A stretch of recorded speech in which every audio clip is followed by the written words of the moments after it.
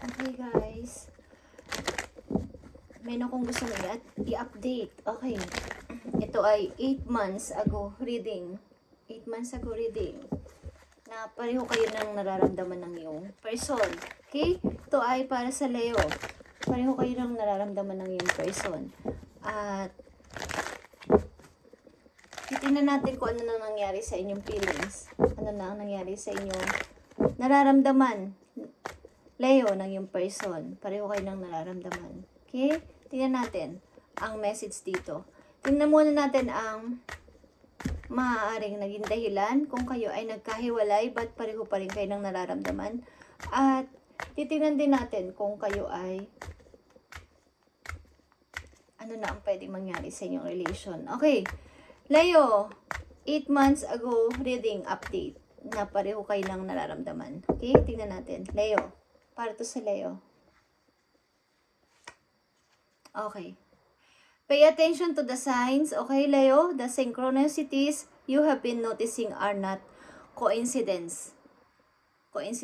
Okay. Mani ito ay good or bad na pay attention to the signs. Ang ibig sabihin, tingnan mo ang sign.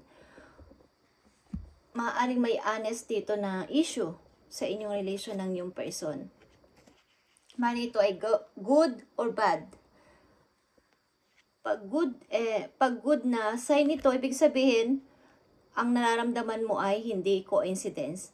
Mukhang siya na talaga ang iyong person. Okay? Kung ito ay bad na sign is maaring makinig ka sa iyong nararamdaman, sa iyong nakikita sa iyong person na maaaring dapat mo na siyang hiwalayan. So, titingnan natin tong pay attention to the sign na to. Leo, okay? Maaring honest is dapat mangyari dito sa inyong relation at ang ilan sa inyo dito ay may unconditional love dito. Okay. Leo, 8 months ago reading update. Sa pareho kayo nang nararamdaman ng inyong person. Tingnan natin guys kung ano na ang nangyari sa inyong relation.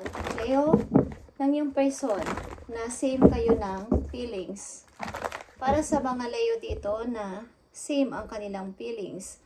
Spirit guides from heaven, ano na ang nangyari o mangyayari sa kanilang relasyon ng mga Leo sa kanilang person na pareho sila ng nararamdaman. Ito man ay magkasama sila o magkahiwalay na. Tingnan natin ang iyong first 3 message. Okay, Leo? Pareho kayo ng nararamdaman ng iyong person. Maaring kasama mo ang iyong person, Leo. Kasama mo yung anak, na may anak ka sa person mo, okay? At maaaring sobra yung pagprotection mo sa yung anak. Okay, Leo? Tingnan natin ang first message. 3 of Arrows. Grace. 9 of Cups. Okay, guys.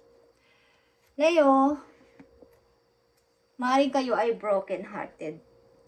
O na-broke kayo ng person na to. But, nagmahalan kayo. At siya yung dream mo. Siya yung gustong-gusto mong person. But, maaring nagkaroon dito ng, hindi ko alam kung may third party involved sa inyong relation, Leo. At, maaring ang puso mo, yung talagang love mo ay ibinigay mo sa kanya ng todo-todo. At wala ka nang itinira sa iyong sarili. Okay? Maaring siya yung love mo. Siya yung nagpapasaya sa'yo. But, nangyari is nangyari na, okay? Sa tao na to na mayroon kayong nararamdaman pareho. Okay, guys? At nandito ang 9 of Cups. Hindi ko alam kung ikaw lang ang nagmamahal sa person na to. Okay? Nandito yung pay attention to the sign, okay? Pay attention to signs. Ang ibig sabihin, yung nararamdaman mo, kung ano man yung nararamdaman mo na baka may ibang babae na yung asawa ko. Baka may ibang lalaki ng asawa ko. Baka may third party. Baka hindi na niya ako love. Maaring totoo ang kutob mo, Leo. Maaring hindi siya honest sa akin. Okay? So, titignan pa natin yan, guys. Andito yung Grace and 3 of Swords. 8 months ago, reading update sa mga Leo. Ano na nangyari sa kanilang relation? Ano ang masasabi mo dito sa relasyon ng mga Leo? Kung pareho naman sila ng nararamdaman, ano na ang dapat na mangyari sa kanilang relation na to? pareho sila ng nararamdaman. At kung meron ditong involved na third party, ano lang dapat mangyari sa relation na to? Okay.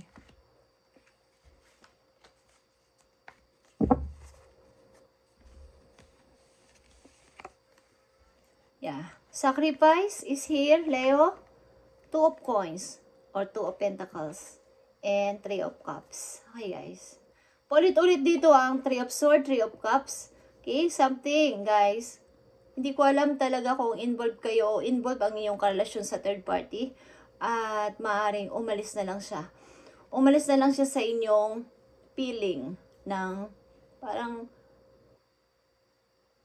isa sa inyo ay nag-sacrifice. Okay, Leo? At maaari talagang sangkot ang isa sa inyo sa third party dito.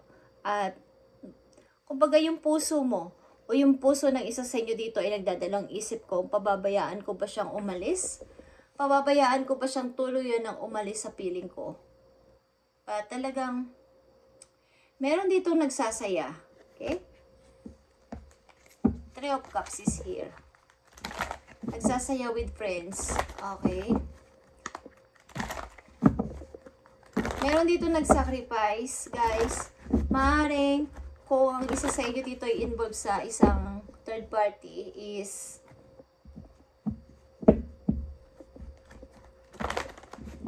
titignan natin, guys. Uy.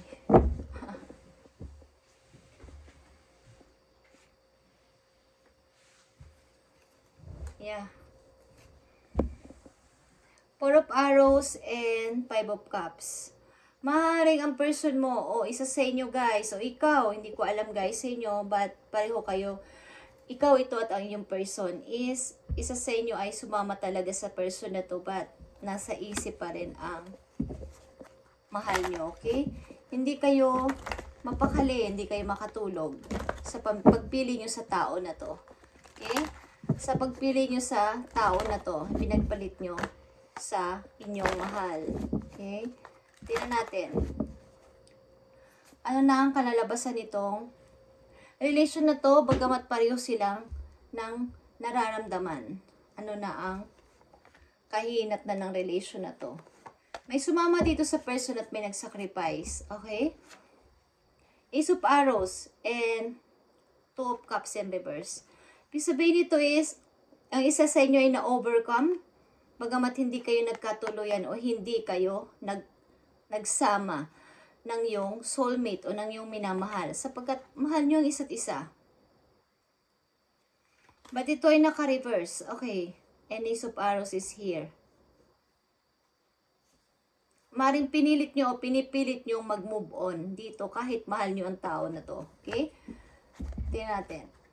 Ang isa sa inyo, ikaw ito Leo, is mayroon kang unconditional love na pilit mong iniintindi ang person mo. Kahit na ano pa ang ginawa sa'yo. Kahit na umalis pa to sa'yo o kahit na sumama sa iba kung meron. Kung meron ditong third party. Sapagkat may nakikita ko ditong third party. Okay. Kahit na umalis ito sa piling mo at umalis siya na may sangkot na third party, gusto mo pa rin siya. Okay? Meron kang unconditional love sa tao na to. Leo, tingnan natin. Ang maaari pang kasagutan sa inyo dito ng inyong guide. Kung ano na mangyayari sa inyong sarili. Sa sarili nyo mismo, Leo. Okay? About dito sa love na to. Prince of Arrows. Okay. And Fortune. Okay, guys. Ang pinapayo sa'yo dito ng iyong guides ay magpatuloy ka, Leo. Gamitin mo ang iyong pagka-logic at practical na persona simula sa araw na to. Ito ay 8 months ago, reading guys, na pareho kayo ng nararamdaman ng iyong person. But meron ditong nagtaksil o meron ditong sangkot na third party o meron ditong umalis sa piling nyo o piling. Ikaw mismo ang umalis sa piling niya or may nakita akong 333 guys. Sa TV, okay? Makakita kayo ng repeating numbers. Okay. Ibig sabihin nito guys, Prince of Arrows and Fortune. Sinigising ka ng iyong mga angels. Okay? Na magpatuloy ka na, Leo. Huwag mo nang intindihin yan. Kung pareho man kayong ng nararamdaman at minahal mo siya, minahal ka din niya, but nagkaroon dito ng hindi honest sa relation at iniwan ka o iniwan mo siya or what, sino man sa inyo nang iwan o nakagawa ng kasalanan sa isa't isa ay ginigising ka ng yung mga guidance na magpatuloy ka na, Leo. Gamitin mo na ngayon, simula ngayon ng iyong pagiging isang practical at matino ng mag-isip. Ibig sabihin, logic na mag-isip. Magpatuloy sa buhay. I-clear na yung mind. I-clear mo na yung mind mo sa kasalukuyan papunta sa future. Okay. Tingnan natin, guys. Ang maaari pa ditong message for you, Leo. Sa pareho kayo ng nararamdaman. 8 months ago reading. Sa inyong kasalukuyan. Ano lang inyong dapat gawin, guys? Sa inyong kasalukuyan, bagamat nangyari ang mga bagay-bagay na to. Sa mga Leo na nandito sa reading ay ito ay 8 months ago reading update. Okay? Na pareho kayo ng nararamdaman ng yung person. But, maaaring meron ditong third party. Okay? At magpatuloy ka na, Leo, sa kasalukuyan. Ano na ang message sa'yo sa kasalukuyan ng iyong mga guidance? Bigay mo ang gusto mong message sa mga Leo sa kasalukuyan. Okay. Yeah. The High Priestess, Lovers, and Page of Cups. Okay. Guys. Sa kasalukuyan is maybe kayo ay marami nang natutunan sa inyong nakaraan. The High Priestess is here. The Lovers. Bagamat magkalayo kayo at nasabi mo nga na pareho kayo ng feelings o pareho kayo ng nararamdaman is maaaring malayo kayo sa isa't isa but hindi kayo nagkikita. Kumbaga, mayroon kayong connection at naghihiling kayo sa isa't isa. Something. Okay. Marami kayong natutunan at kumbaga, malawak ang inyong kaisipan at pangunawa sa tao na to. Maring ito ay,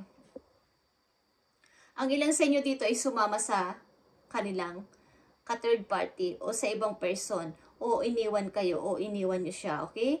At ginigising kayo dito ng inyong angel na magpatuloy sa buhay, Leo. Maging logic na at maging practical sa life, sa pag-ibig. Maring hindi kayo nagka-tugma ng iyong iniibig. But, mahal niyo ang isa't isa. Okay? At sa kasalukuyan, maaring andito kayo sa situation o stage na meron ng sariling, kumbaga, nakikinig na sa inyo sariling kaba, kutob, or nararamdaman. Okay? Hinihingi nyo lagi ng advice o ng kaunawaan sa heaven lahat ng inyong paplanuhin. Maaring ang mga pinaplano nyo rin minsan is hindi nyo muna sinasabi o sinisikreto nyo muna. Okay? At may nakikita ko dito, guys, na may gusto sa inyong humingi ng sorry. Bagamat ito ay hindi masyadong seryoso. But may gusto sa inyo ditong humingi ng sorry.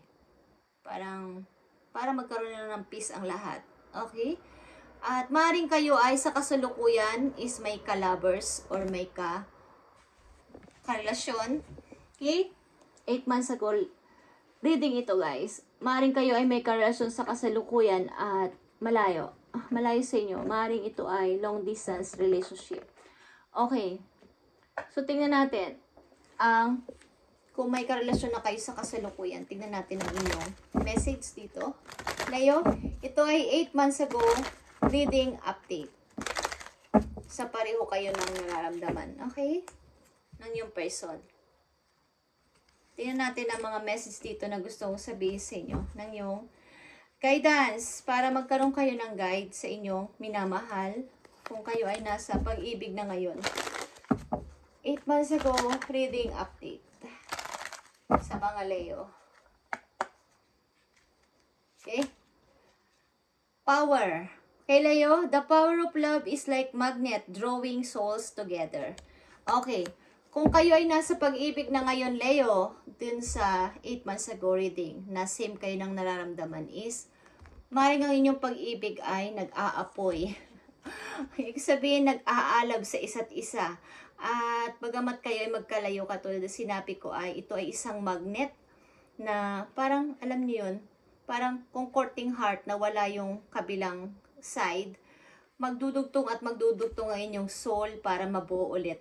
Yung nararamdaman ko dito guys, ang tao na nang iwan sa inyo o nawala sa buhay ninyo ay magbabalik. Okay, magbabalik sa inyong buhay. Sapagkat ito ay power, love. Power love. Okay, the power of love is like a magnet. Magtatagpo ulit kayo at pagka mabubuo ulit yung nasirang heart. Okay, kumbaga nandito yung pag-healing sa isa't isa sa inyo. Maring nagkasalaman ng isa sa inyo ay merong pagbabalikan na magaganap dito. Kaya sasabi ko sa una pa lang, merong pay attention to the signs, may good and bad dito. Okay? Good and bad na sinasabi ang pay attention to the signs. Sapagkat kayo meron kayong unconditional love na umunawa sa iyong partner. Kaya, maaaring kung love mo pa ang tao na to ay magkikita kayo o magsasama kayo. Sapagkat, para itong magnet. Okay, Leo? Tingnan pa natin ang inyong message. Okay, Leo. 8 months ago, reading update sa mga Leo. Tingnan natin ang message sa inyo ng inyong mga angels. Mag-ito man ay about sa inyong kaperahan o pag-ibig. Okay? Tingnan natin. Maring marami ka nang natutunan sa inyong past at inuunawa mo ang lahat. Pag-ihilumin din to ng panahon, yan ang sinasabi ninyo. Maaring meron kang mga napagtanto, okay, napag-aralan, at maaaring kung magbalik man ang tao na to sa buhay mo ay patatawarin mo, okay? Sapagkat meron kang kalawak na pangunawa sa pag-ibig. Okay, Leo. Tingnan natin ang message sa'yo ng iyong mga angels. Leo, 6 of action, guys. 6 of wands. Okay? What a wonderful experience for you, Leo. Your project is a total success, bringing awards, promotion, or other recognition for your effort. Well done. If someone who can help you offers assistance, know that this person is heaven sent and say yes. Okay. Leo, ito ay about sa inyong abundance, about sa inyong freedom, freedom sa money, freedom sa iyong, kumbaga happiness mo papunta sa iyong kalayaan. Okay? 6 of wands. Ito ay Aries energy. Okay? Maaaring may tao dito na tutulong sa'yo at huwag mong iisipin, huwag kang magpapahindi sa kanya. Sapagkat ito ay opportunity na may dalang opportunity ang tao na to at ito ay heaven sent.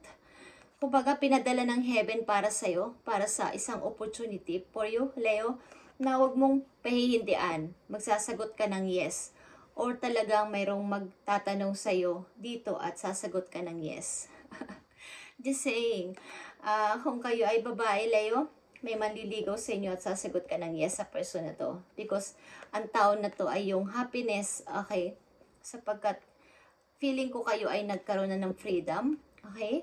At happiness sa iyong sarili sa kasalukuyan. Okay. Maaring ang mga project mo o mga ginawa mong trabaho ay napagtagumpayan mo ng maayos at maaaring ilan sa inyo is mapopromote sa trabaho o magsasucess. Okay? Mga other recognition is meron ka dito, Leo. And ito ang magandang balita. Bukod dito sa malungkot sa pag-ibig na to, na nakaraan mo is, ito yung hatid sa'yo ng good news ng heaven. Huwag kang magpapahindi dito at sasagot ka ng yes dito. Okay? May bago ka na ding mararamdaman, parang new emotion sa iyong kasalukuyan o sa mga susunod na araw. Leo. Okay, Leo, ito ang inyong update. 8 months ago, reading update ito ng taong pareho kayo ng nararamdaman. Okay? Mukhang